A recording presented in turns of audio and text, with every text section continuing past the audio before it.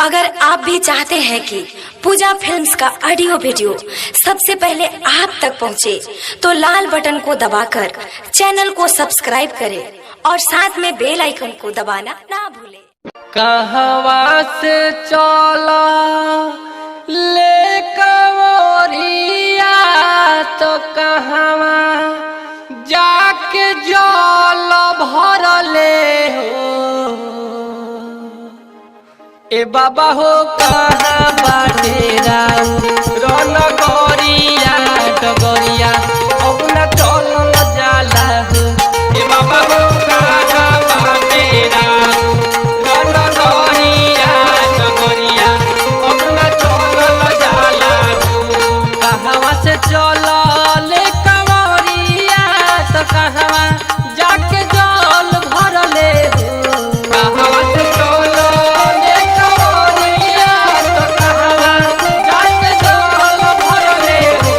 बाबा हो कहाँ बाटे रन गरिया डगरिया अब न चलल जाला हो। बाबा हो कहाँ बाटे रन गरिया डगरिया अब न चलल जाला हो। हिम्मत मत हारी बम धीरे धीरे चलते रही।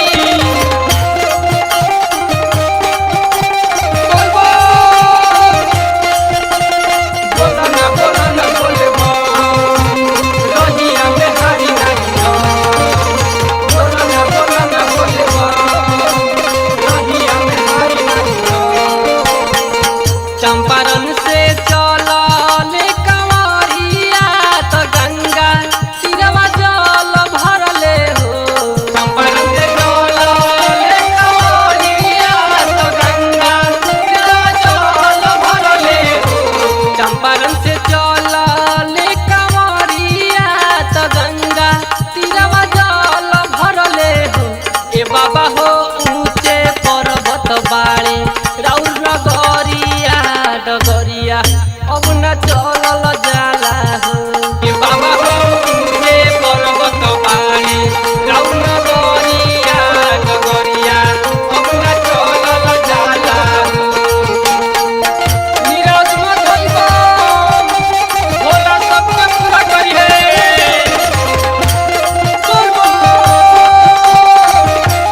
बम महादेव चलना बाबा धाम बिगड़ल बन जाइगा। चलना बाबा धाम बिगड़ल बन जाइगा। धमवा से जरे बदनवा परनवा लगनी कलियन जाई हो। धमवा से जरे बदनवा परनवा लगनी कलियन जाई हो। धमवा से जरे बदनवा परनवा लगनी कलियन जाई हो।